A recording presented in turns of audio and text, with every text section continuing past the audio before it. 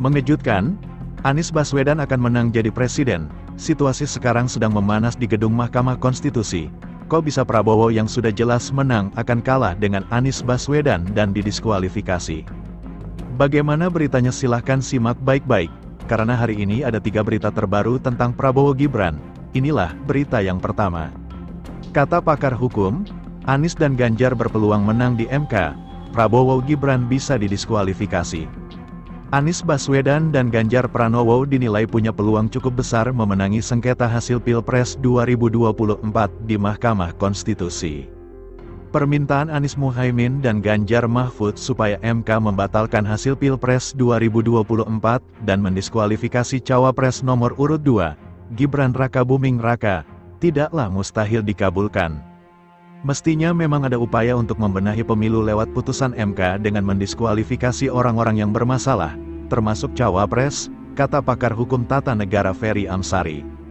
Menurut Ferry, dalil dan argumen yang disampaikan oleh kubu Anies Muhaimin maupun Ganjar Mahfud dalam sidang perdana di MK, Rabu, tanggal 27 Maret tahun 2024, cukup menjelaskan problematika Pilpres 2024. Misalnya, tentang bagaimana ruang-ruang kekuasaan digunakan untuk memuluskan jalan pasangan Capres-Cawapres nomor urut 2, Prabowo Subianto Gibran Rakabuming Raka, pada Pilpres 2024. Dugaan pelanggaran tersebut dimulai sejak sebelum masa pendaftaran Pilpres, yang ditunjukkan dengan putusan MK 90 tahun 2023 tentang perubahan syarat usia Capres-Cawapres. Kekuasaan negara yang disalahgunakan itu, kata Ferry, juga memengaruhi, bahkan mengintimidasi publik agar menciptakan hasil yang tidak sesuai dengan asas dan prinsip penyelenggaraan pemilu yang baik. Karena bentuk-bentuk kecurangan itu sudah dijelaskan, bukan tidak mungkin akan potensial mengubah sesuatu. Oleh karena itu, kubu 02 ya harus bersiap, ujarnya. Ferry meyakini, MK bisa saja mendiskualifikasi peserta Pilpres, sebab, pada putusan-putusan terdahulu, Mahkamah pernah mendiskualifikasi peserta pemilihan kepala daerah, Pilkada. Karena Pilkada dan pemilu presiden itu satu rezim, artinya juga sama cara pandangnya, bisa didiskualifikasi, katanya. Ferry berpandangan, permintaan kubu Anies Muhaimin dan Ganjar Mahfud untuk mendiskualifikasi Gibran belum terlambat, sebab, meski hasil Pilpres 2024 telah ditetapkan, rangkaian tahapan pemilihan belum selesai. Pilpres baru dinyatakan tuntas ketika Presiden dan Wakil Presiden terpilih dilantik pada tanggal 20 Oktober tahun 2024. Karena ini dianggap satu rangkaian dari sebuah kecurangan terkait hasil, maka tentu harus ditunggu dulu proses selesai, kata Ferry. Sehingga kemudian apa yang disebut sebagai bagian dari menyalahgunakan wewenang dan nepotisme itu bisa juga sekaligus dibuktikan di sidang Mahkamah Konstitusi, tergantung cara melihatnya, jelas peneliti Pusat Studi Konstitusi Universitas Andalas tersebut. MK memulai sidang sengketa hasil Pilpres 2024 pada Rabu, tanggal 27 Maret tahun 2024.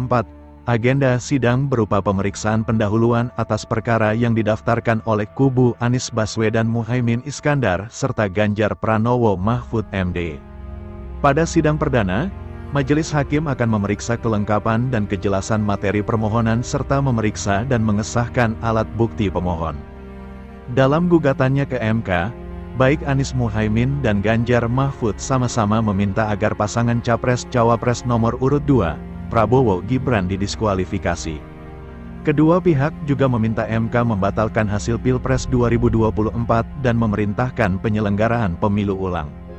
Tergantung bukti kecurangan, secara terpisah Program Manajer di Perkumpulan untuk Pemilu dan Demokrasi Fadli Ramadhanil, menjelaskan meskipun terdapat selisih perolehan suara di antara peserta Pilpres cukup jauh, tetapi hal itu tidak menutup kemungkinan MK bakal mengabulkan permohonan. Ini bisa terjadi jika kedua kubu mampu membuktikan dan meyakinkan para hakim konstitusi dengan bukti-bukti dan saksi-saksi yang dihadirkan dalam sidang terkait dugaan kecurangan dalam Pilpres 2024. Karena kalau suara Prabowo dihanguskan misalnya karena didapatkan dari proses yang tidak benar di Jawa Barat, Jawa Tengah, Jawa Timur, ya bisa saja MK membatalkan hasil pemilu lalu kemudian memerintahkan pemungutan suara ulang. Sangat mungkin itu terjadi, kata Fadli, Menurut Fadly, jika kubu Anies dan Ganjar mendalilkan terdapat penyalahgunaan bantuan sosial, bansos, yang dilakukan penjabat negara dalam permohonan gugatannya, maka mereka mesti membuktikan di mana saja praktik itu terjadi. Setelah itu, lanjut Fadly, pemohon juga mesti mengaitkan dengan berapa pemilih yang terpapar praktik itu, modus operandi dari penyalahgunaan itu, siapa saja pihak-pihak yang terlibat.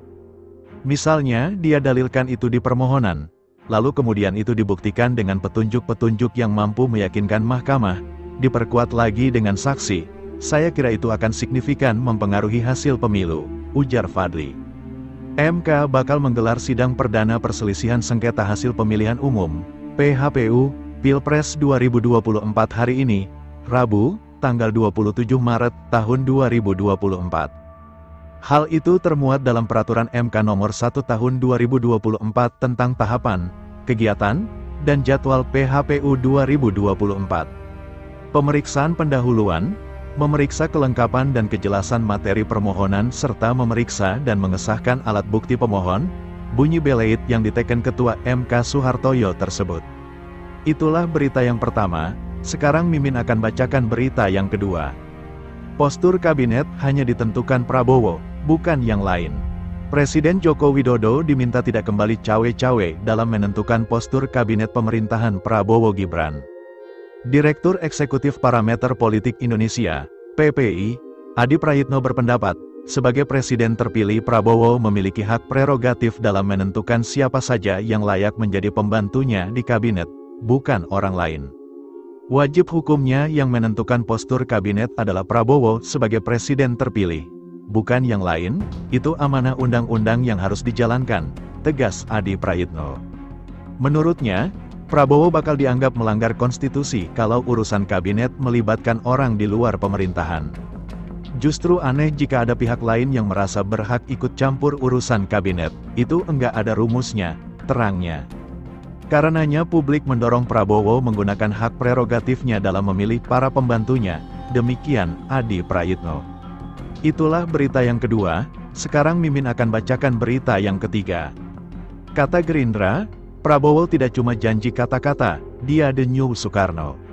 Sekretaris Jenderal Partai Gerindra Ahmad Muzani mengatakan, Capres pemenang pemilu 2024 Prabowo Subianto adalah orang yang tidak hanya melempar janji melalui kata-kata saja, melainkan juga akan mewujudkannya. Dia menyinggung sikap politik Prabowo yang mendatangi para pimpinan partai politik yang tidak mendukungnya di Pilpres 2024 sebagai sikap yang sangat negarawan. Menurut Muzani, sikap merangkul elit politik nasional yang berbeda pilihan politik bukan hal yang mudah dilakukan. Hal tersebut Muzani sampaikan saat menghadiri acara buka bersama dengan jajaran pengurus Gerindra Jawa Barat dan Dewan Terpilih di Bandung, Kamis, tanggal 28 Maret tahun 2024. Banggalah bahwa presiden yang kita pilih yang kita perjuangkan sejak dulu adalah benar-benar negarawan sejati. Beliau tidak hanya janji-janji kata-kata, tapi beliau wujudkan satu-satu, ujar Muzani dalam keterangannya. Ini adalah tujuan dari partai ini didirikan. Kita ingin jadikan Indonesia jauh lebih baik, mewujudkan kemakmuran menjadi kenyataan, dan keadilan untuk memeratakan kesejahteraan rakyat, sambungnya. Muzani mengatakan, Prabowo itu seperti the new Soekarno. Dia menilai Prabowo seperti sang proklamator, karena selalu mengutamakan kepentingan rakyat di atas segala-galanya. Dia mencontohkan program makan siang gratis Prabowo dengan tujuan untuk menghilangkan kemiskinan.